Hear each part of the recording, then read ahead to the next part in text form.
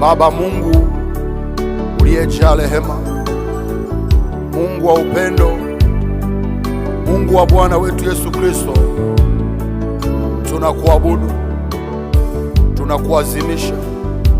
Mtumishi wako Nelson na kuabudu na kupenda na kuheshimu. Mungu muumbaji uliyeiumba dunia pasipo nguzo, kaumba mito, kaumba milima, kaumba mabonde. Ni wewe Mungu uliyemuumba mwanadamu kwa mfano wako. Ni wewe Mungu wa kuabudiwa, wa kuheshimiwa.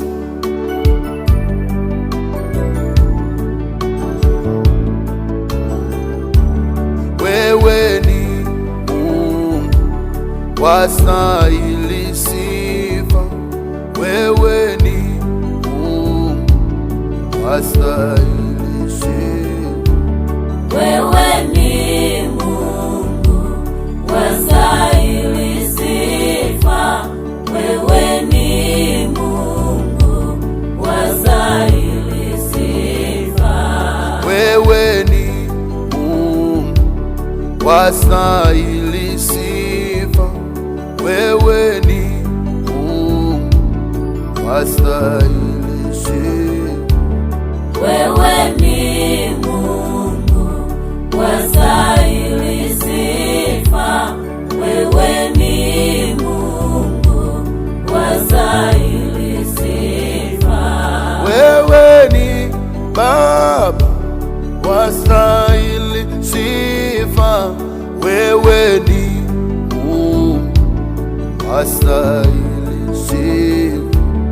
Wewe ni Mungu wastahili sifa. Wewe ni Mungu wastahili sifa. Wewe ni Mungu wastahili sifa. Wewe ni Mungu wastahili sifa. Wewe ni Mungu wastahili sifa. Wewe ni Mungu wastahili sifa. Wewe ni Mungu wastahili sifa. Wewe ni Mungu wastahili sifa. Wewe ni Mungu wastahili sifa. Wewe ni Mungu wastahili sifa. Wewe ni Baba wastahili sifa. Wewe ni Mungu wastahili sifa. Wewe ni Mungu wastahili sifa. Wewe ni Mungu wastahili sifa. Wewe muumbaji wetu uliniumba kwa mfano wako. Acha nikuabudu Yesu. Umeniumba ili nikuabudu, umeniumba ili nikutukuze. Asante kwa wokovu, asante kwa zawadi ya uhai. Najua ni wengi walitamani wawepo leo, lakini hawajaweza kuwepo. Mimi ni nani Yesu? Mpaka leo nipo hai. Wewe ni Mungu. Nimepanda magari nikatoka, niko salama. Wewe ni Mungu. Nimepanda ndege nikapaa juu angani, lakini sikulipukiwa kwenye ndege. Wewe ni Mungu. Nimepanda treni nikatoka salama. Nimeingia kwenye meli, kwenye boti, kwenye vivuko. Wewe ni Mungu. Asante kwa zawadi ya uhai. Ulinijua bado nikiwa tumboni mwa mama yangu. Mama yangu alivyokuwa amebeba mimba yangu, hakujua kama atakayemzaa atakuwa mtumishi wa Mungu. Hata mama akiniona leo anashangaa, ndugu zangu wakiniona wanashangaa, jirani zangu wanashangaa, niliosoma nao wanashangaa. kwamba huyu kweli ndiye Nelson. Kumbe kusudi kubwa Yesu ulikuwa umeliweka ndani yangu, na kuabudu Yesu na kutukuza Mungu. Nasema wewe ni Mungu, hakuna Mungu kama wewe. Sisi ni wanadamu, hatujui hata dakika mbili kutatokea nini. Tunaishi kwenye ulimwengu tusiouelewa. Japo wanadamu, unaweza ukawa na kiburi, unaweza ukawa na majivuno, unaweza ukawa na mashindano, unaweza ukajivunia mali, unaweza ukajivunia fedha, unaweza ukajivunia cheo, unaweza ukajivunia elimu, lakini wewe mwanadamu haujui, hauelewi maisha yako mikononi mwa Mungu. Uhai ulio nao haujajipa wewe, ni Mungu tu ndiye amekupa huo uhai, ndiye amekupa huo uzima. Usijivune, mwabudu Mungu, tumikie Mungu, tumia pesa zako kwa faida ya Mungu, tumia uhai wako kwa ajili ya Mungu. Yeye ni mtakatifu, yeye ni wa huruma, anayajua maisha yetu, anayajua uhai wetu. Ni wewe Mungu ninayekuabudu, ni wewe Mungu ninayekutukuza, ni wewe Mungu naanguka chini kwako na kusujudu Yesu na kupenda. Wewe ni Mungu wastahili sifa, wewe ni Mungu wastahili sifa, wewe ni Mungu wastahili sifa, wewe ni Mungu wastahili sifa, wewe ni Mungu wastahili sifa, wewe ni Mungu wastahili sifa, wewe ni Mungu wastahili sifa, wewe ni Mungu wastahili sifa, wewe ni Baba wastahili sifa, wewe ni Mungu wastahili sifa,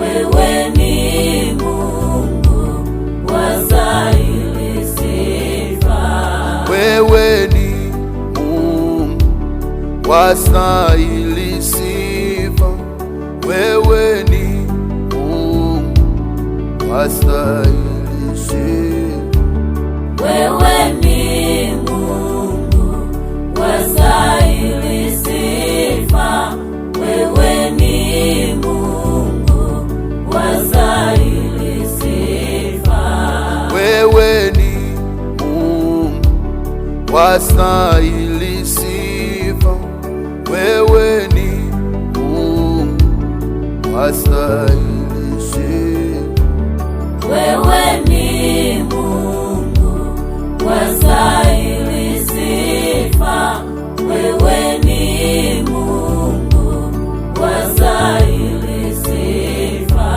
wewe ni Baba wastahili sifa, wewe ni Mungu wastahili sifa, wewe ni Mungu wastahili sifa, wewe ni Mungu wastahili sifa. Neno lako linasema katika Yeremia 29:11, maana yajua mawazo ninayowawazia ninyi, asema Bwana, ni mawazo ya amani, wala si mabaya, wapa ninyi tumaini siku zenu za mwisho.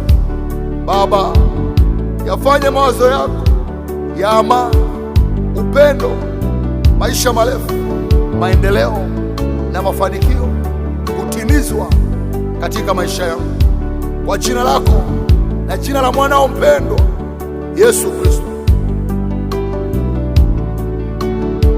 Zaburi ya 50:15 inasema, ukaniite siku ya mateso, nitakuokoa na wewe utanitukuza. Mungu mkuu, mfalme wa falme, simba wa kabila la Yuda, Baba wa Mungu, ninakuja kwako siku hii ya mateso, niokoe, nami nitakutukuza wewe katika jina lako. Wewe ni mfalme, wewe ni Mungu, wewe ni Mungu, wewe ni Mungu. Isaya 48:17 neno lako inasema pia, Bwana mkombozi wako, mtakatifu wa Israeli, asema hivi, mimi ni Bwana Mungu wako, nikufundishaye ili upate faida, nikuongozaye kwa njia ikupasayo kuifuata. Baba, wewe ni mkombozi wangu, nifundishe ili nipate faida, niongoze katika njia inayonipasa kuifuata. Dunia imeharibika. Dunia hii leo ina mambo ya hovyo, ushoga, ukufuru.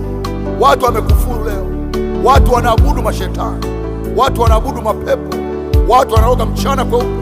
Hakuna upendo tena. Ufisadi, rushwa, dhuluma imeitawala dunia. Mzigo wa dhambi umeilemea dunia. Yesu, rudisha moyo wa ibada ndani ya kanisa. Wewe ni Baba, wastahili sifa.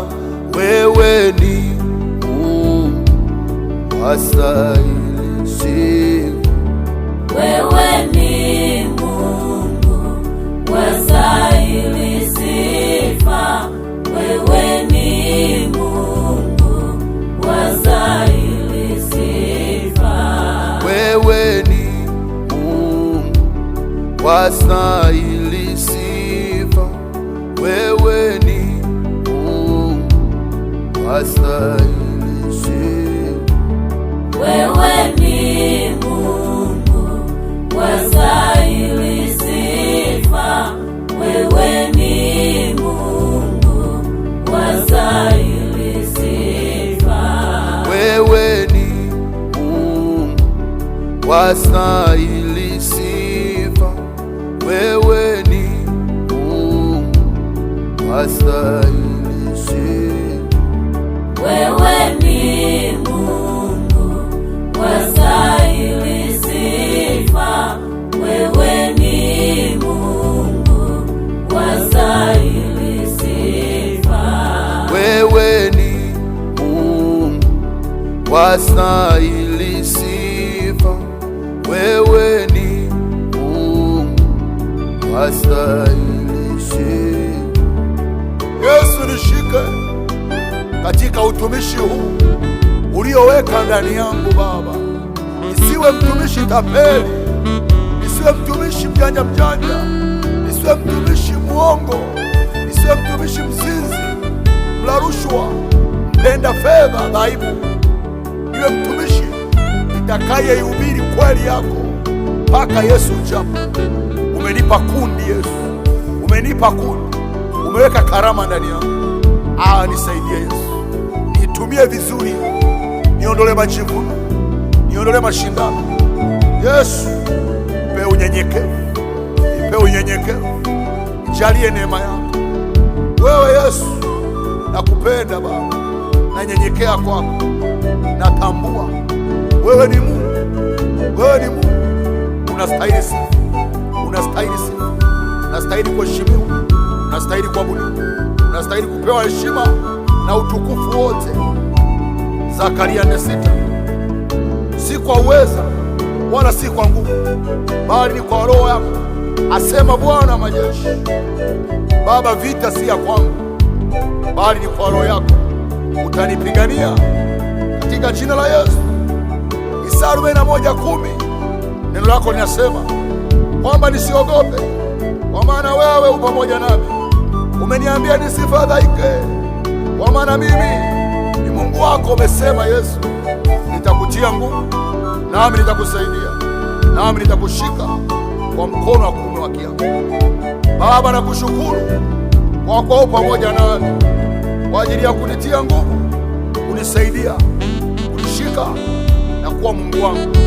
Moyo wangu umetiwa nguvu, moyo wangu umesaidika.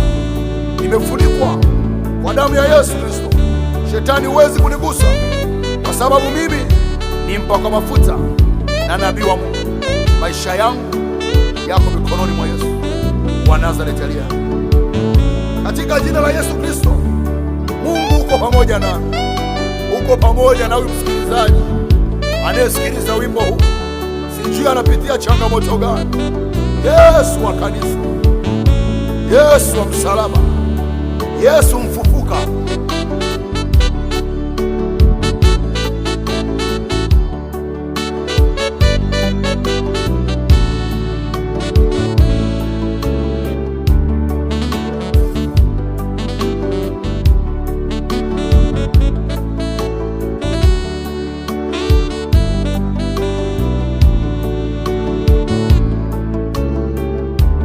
Wewe ni Adonai, wewe Yesu, wewe ni Adonai, Mungu wangu. Wewe ni Adonai, wewe Yesu, wewe ni Adonai, Mungu wangu. Wewe Yesu, wewe Yesu, wewe ni Adonai, Mungu wangu. Wewe ni Adonai, wewe Yesu, wewe ni Adonai, Mungu wangu. Wewe Baba, wewe Baba, wewe ni Adonai, Mungu wangu.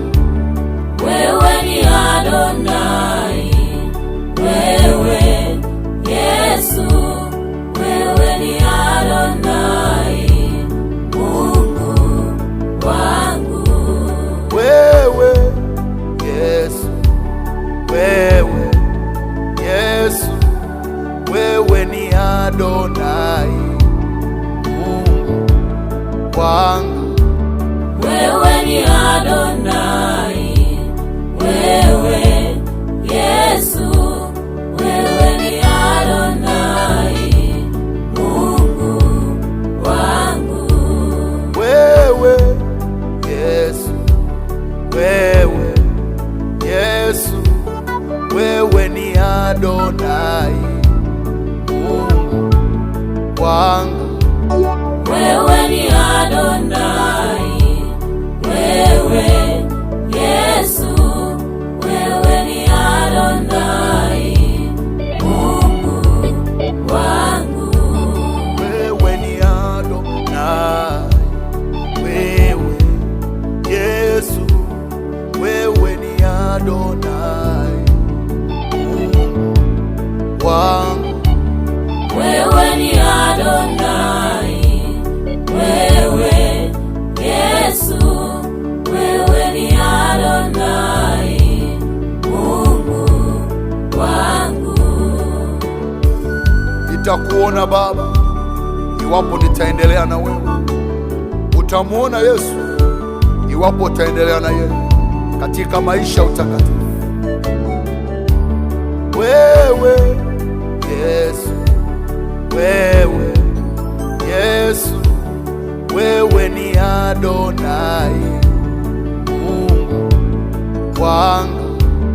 Wewe ni Adonai, wewe Yesu, wewe ni Adonai, Mungu wangu. Wewe Yesu, wewe Yesu, wewe ni Adonai, Mungu wangu. Wewe ni Adonai, wewe Yesu, wewe ni Adonai, Mungu wangu. Wewe ni Adonai, wewe Yesu, wewe ni Adonai, Mungu wangu. Wewe ni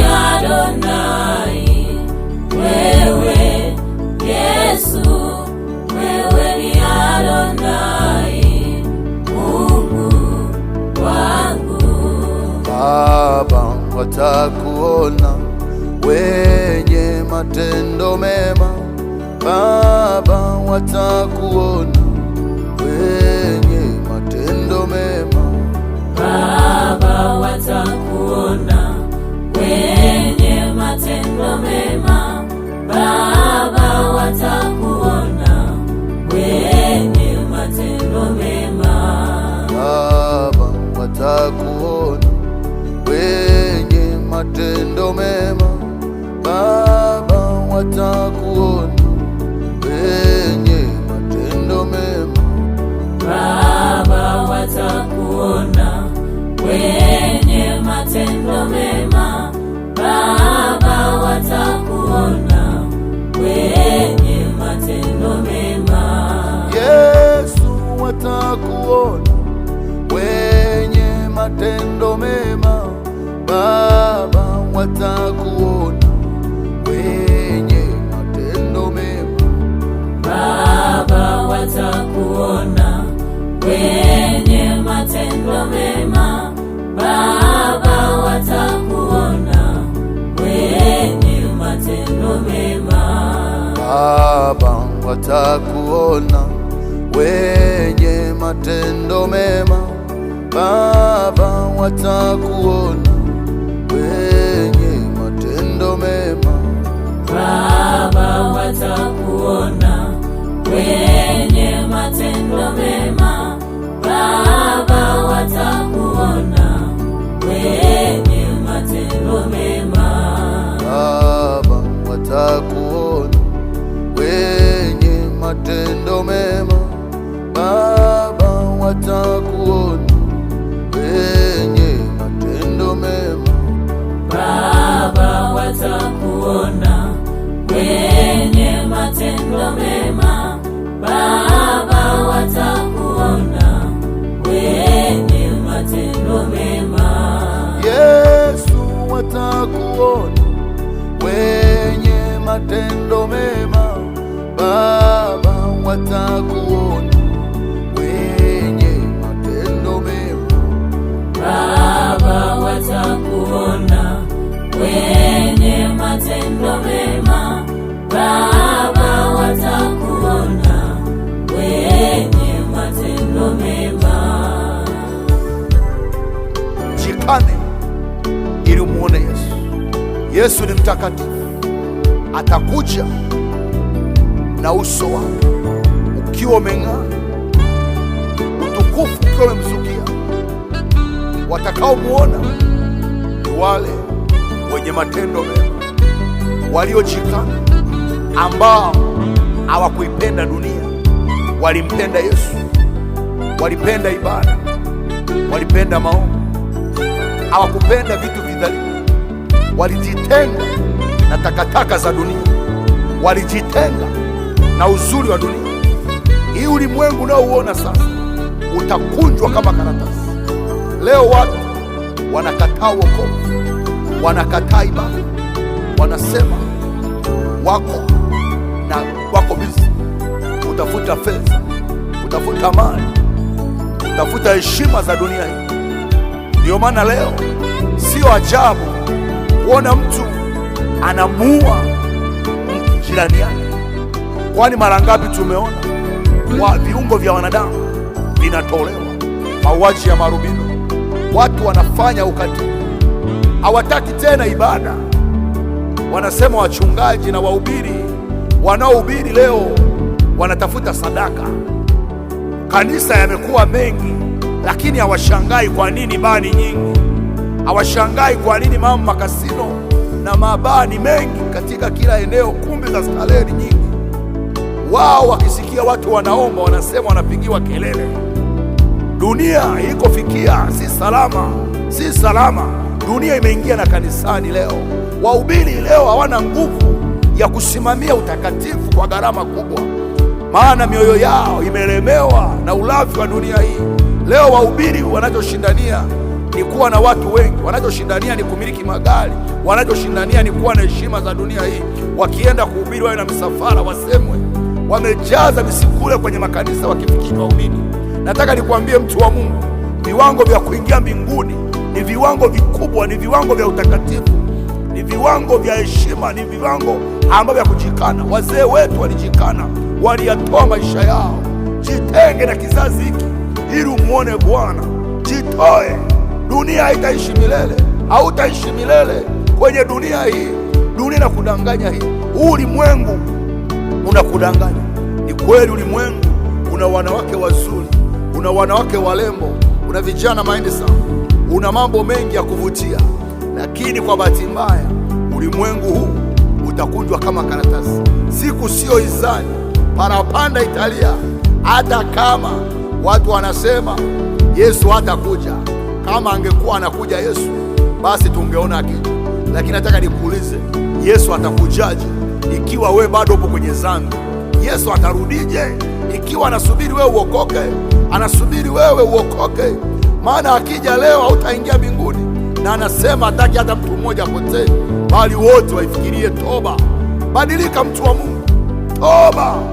Tanzania toba, wanasiasa toba, wasomi toba, wanafunzi wa vyuo vikuu toba, walio kwenye vyuo vya kati toba, kanisa toba. Tusifarijiane, na Bwana asifiwe. Tusifarijiane na ubarikiwe. Yesu lisaidie kanisa langu, wasaidie wahubiri. Wahubiri wameisahau kweli, wamesahau kilichowafanya waitwe wachungaji. Wahubiri, damu za watu zinapotea, mko bize kuhubiri fedha na utajiri na heshima za dunia hii, wakati toba mkiwa mmeisahau. Yesu analionya kanisa, wenye matendo mema ndio watakaomuona Bwana, ndio watakaomuona Bwana, ndio watakaomuona Bwana. Kanisa tujitakase, kanisa tujitakase.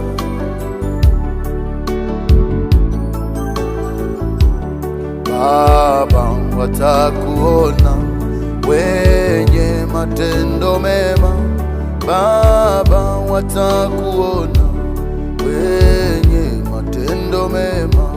Baba, watakuona wenye matendo mema. Baba, watakuona wenye matendo mema. Baba, watakuona wenye matendo mema. Baba, watakuona wenye matendo mema. Baba, watakuona wenye matendo mema. Baba, watakuona wenye matendo mema. Yesu, watakuona wenye matendo mema. Baba, watakuona wenye matendo mema. Baba, watakuona wenye matendo mema. Baba, watakuona wenye matendo mema. Baba, watakuona wenye matendo mema. Baba, watakuona wenye matendo mema. Baba, watakuona wenye matendo mema. Baba, watakuona wenye matendo mema. Baba, watakuona wenye matendo mema. Baba, watakuona wenye matendo mema.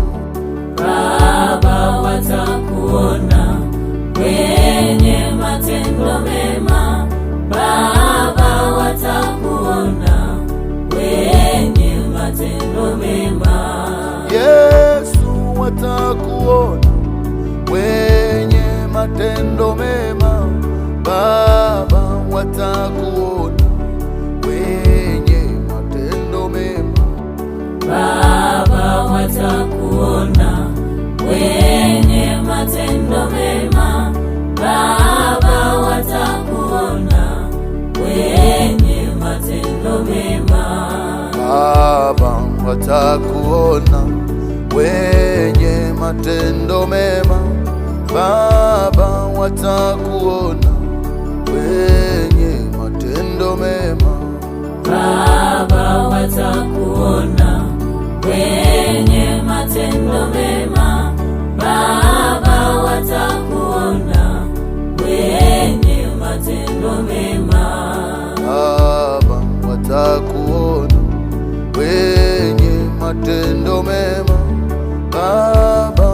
watakuona wenye matendo mema. Baba, watakuona wenye matendo mema. Baba, watakuona wenye matendo mema. Yesu, watakuona wenye matendo mema. Baba, watakuona wenye matendo mema. Baba, watakuona wenye matendo mema. Baba, watakuona wenye matendo mema. Wamebarikiwa wanautafuta uso wake Mungu Baba. Wamebarikiwa wanautafuta uso wake Mungu Baba. Wamebarikiwa wanautafuta uso wake Mungu Baba. Wamebarikiwa wanautafuta uso wake Mungu Baba. Watafanikiwa wanautafuta uso wake Mungu Baba. Wamebarikiwa wanautafuta uso wake Mungu Baba. Wataheshimiwa wanautafuta uso wake Mungu Baba. Wamebarikiwa wanautafuta uso wake Mungu Baba. Wamebarikiwa wanautafuta uso wake Mungu Baba. Wamebarikiwa wanautafuta uso wake Mungu Baba. Wamebarikiwa wanautafuta uso wake Mungu Baba. Wamebarikiwa wanautafuta uso wake Mungu Baba. Watafanikiwa wanautafuta uso wake Mungu Baba. Wamebarikiwa wanautafuta uso wake Mungu Baba. Wataheshimiwa wanautafuta uso wake Mungu Baba. Wamebarikiwa wanautafuta uso wake Mungu Baba. Wamebarikiwa wanautafuta uso wake Mungu Baba.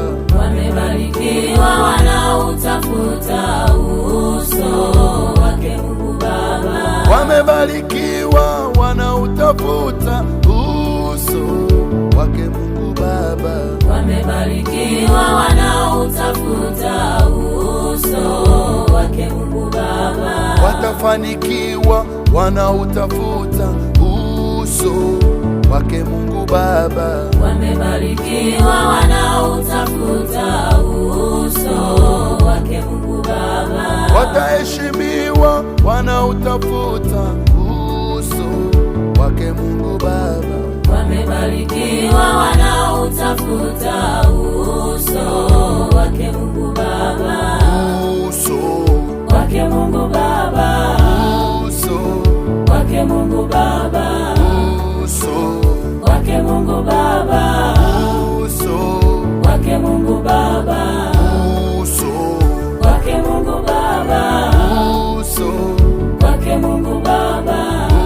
uso Wake Mungu Baba. uso Wake Mungu Baba. wana amani wanautafuta uso wake Mungu Baba. Wamebarikiwa wanautafuta uso wake Mungu Baba. Watainuliwa wanautafuta uso wake Mungu Baba. Wamebarikiwa wanautafuta uso wake Mungu Baba. Watafanikiwa wanautafuta uso wake Mungu Baba. Wamebarikiwa wanautafuta uso wake Mungu Baba. Wamebarikiwa wanautafuta uso wake Mungu Baba. Wamebarikiwa wanautafuta uso wake Mungu Baba. Wamebarikiwa wanautafuta uso wake Mungu Baba. Wamebarikiwa wanautafuta uso watafanikiwa wanautafuta uso wake Mungu Baba. Wamebarikiwa wanautafuta uso wake Mungu Baba. Wana amani wanautafuta uso wake Mungu Baba. Wamebarikiwa wanautafuta uso wake Mungu Baba. Watainuliwa wanautafuta uso wake Mungu Baba. Wamebarikiwa wanautafuta uso wake Mungu Baba. Watafanikiwa wanautafuta uso wake Mungu Baba. Wamebarikiwa wanautafuta uso wake Mungu Baba. Wamebarikiwa wanautafuta uso wake Mungu Baba. Wamebarikiwa wanautafuta uso wake Mungu Baba. Wamebarikiwa wanautafuta uso wake Mungu Baba. Wamebarikiwa wanautafuta uso wake Mungu Baba. Watafanikiwa wanautafuta uso wake Mungu Baba. Wamebarikiwa wanautafuta uso wake Mungu Baba. Wamebarikiwa wanautafuta uso wake Mungu Baba. Wamebarikiwa wanautafuta uso wake Mungu Baba. Wamebarikiwa wanautafuta uso wake Mungu Baba. Wamebarikiwa wanautafuta uso wake Mungu Baba. Uso wake Mungu Baba. Uso wake Mungu Baba. Uso wake Mungu Baba. Uso wake Mungu Baba. Uso wake Mungu Baba. Uso wake Mungu Baba. Uso wake Mungu Baba. Uso wake Mungu Baba. Uso wake Mungu Baba. Uso wake Mungu Baba. Neno la msalaba wao wanaopotea ni upuuzi, lakini Hosea 4:6 inasema watu wangu wanaangamizwa kwa kukosa maarifa. Na katika Warumi 1:28 maandiko yako wazi, Mtume Paulo anasema kama vile walivyokataa kuwa na Mungu katika fahamu zao, Mungu naye aliwaacha wafuate akili zao zisizofaa, wayafanye yasiyowapasa. Na katika Misali 1:7 inasema kumcha Bwana ni chanzo cha maarifa. Nataka nikueleze, japo mambo ya kuabudu, mambo ya maombi, mambo ya Mungu kwa wengi ni upuuzi, kwa wengi ni takataka, kwa wengi ni wenda wazimu, lakini nataka niseme hakuna mahala mwanadamu anaweza pata akili njema, akapata uelewa mzuri, akapata ufahamu mzuri kama eneo la ibada, kama eneo la maombi. Eneo la maombi ndio lina masuluhisho. Maombi, ibada, ucha Mungu, neno la Mungu linaleta akili mpya, linaleta ufahamu usio wa kawaida, linaleta tumaini jipya ndani ya maisha ya mtu. Nataka nikwambie, usidharau ibada, usidharau maombi. Mwanadamu anahitaji nguvu za Mungu kuliko fedha, kuliko magari. Tunaishi kwenye dunia yenye ushirikina, yenye uchawi, yenye uganga, yenye ukahaba. Kila siku ulimwengu, ibilisi anazidi kuusiliba uchafu. Ndipo wacha Mungu, tunahitaji nguvu mpya, tunahitaji uamsho mpya, tunahitaji waombaji, sio wanaokunywa mafuta na kwenda kununua kokoto na michanga. Tunahitaji watakaofunga, watakaoliombolezea taifa, kama maandiko yanavyosema, ikiwa watu wangu walioitwa kwa jina langu wakinyenyekea na kuomba, Mungu alisema atasikia kutoka mbinguni naye ataiponya nchi. Nataka niseme, wanasiasa hawezi kuwa na majibu na dunia, wataalamu, wanasayansi hawana majibu na dunia hii. Magonjwa, milipuko yote hao inayotokea katika siku za mwisho, wanasayansi hawana majibu, hawana majibu. Majibu yapo kwenye uso wa Bwana. Watumishi wa Mungu, utafute uso wa Bwana, utafute uso wa Kristo Yesu, tumaini letu, mwamba wetu, ngome yetu. jemedari wetu. Nataka niseme ngome kubwa, msaada mkubwa uko kwa Yesu Kristo. Japo watu wanaposikia kuabudu, wanaposikia kwenda kanisani, wengine walishasema hizi dini zimeletwa na wazungu, haya makanisa ni magenge tu ya watu kupigia fedha. Ninajua kwa kiwango kikubwa ni kweli makanisa mengi kwa leo yamevamiwa, manabii wengi wa uongo wanaibuka, lakini pamoja na hayo haiondoi sana ya kwamba Mungu ndiye analeta akili njema. Leo watu wengi wanakufa vifo vya mapema kwa sababu wamekataa ibada, wamekataa ucha Mungu, wamekataa utakatifu. Wameona elimu zao, wameona vyeo vyao ndo vinatosha kuwapa akili njema. Lakini nataka niseme, pamoja na kwamba kila mtu anazaliwa na akili, lakini iko akili ambayo mtu anaipata kwa kumcha Mungu.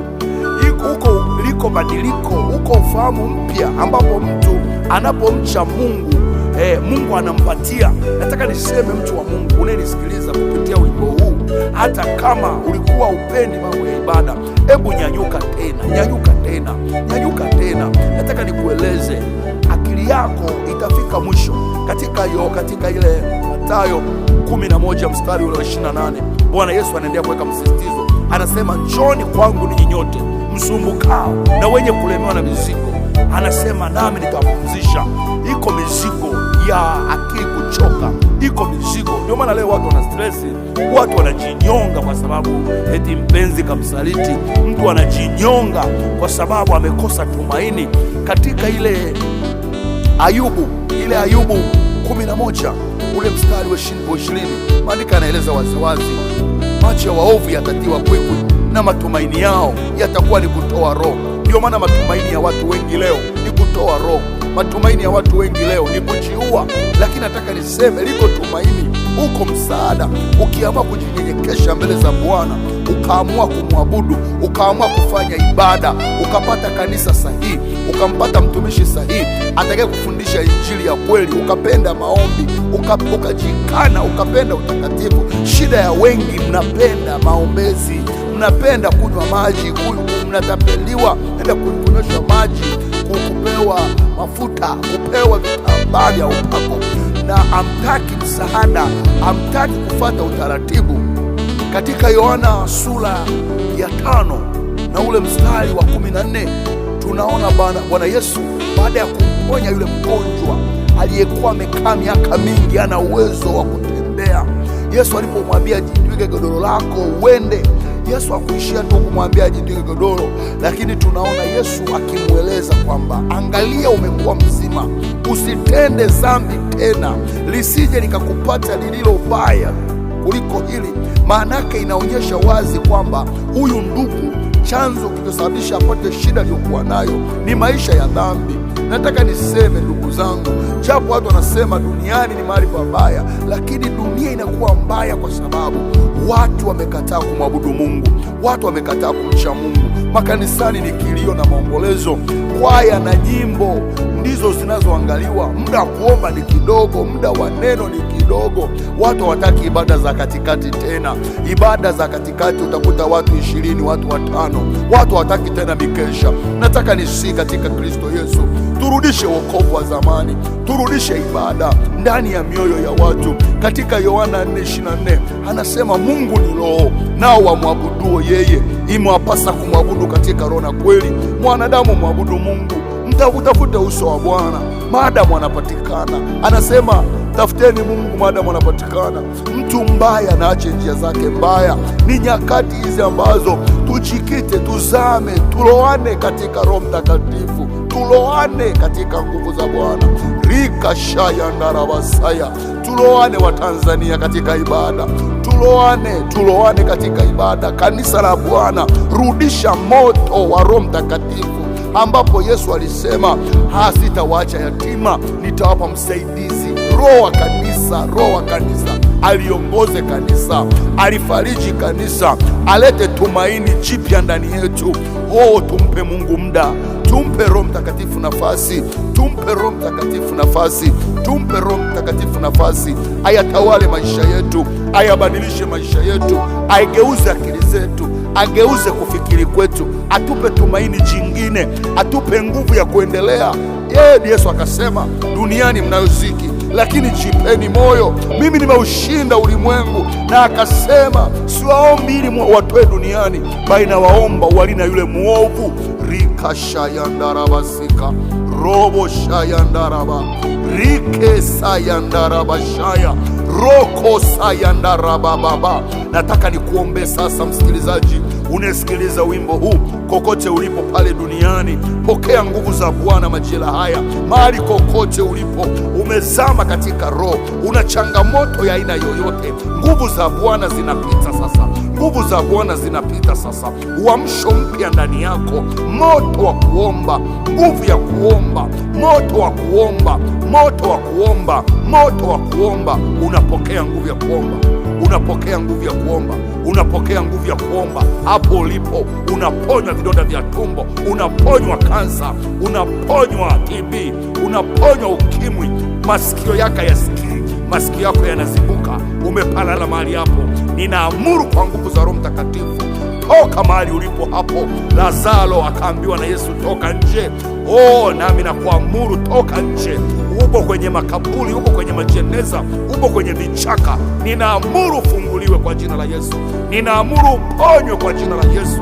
Ninaamuru usaidiwe na Bwana. Nguvu za Bwana zimekufunika majira haya katika jina la Yesu Kristo.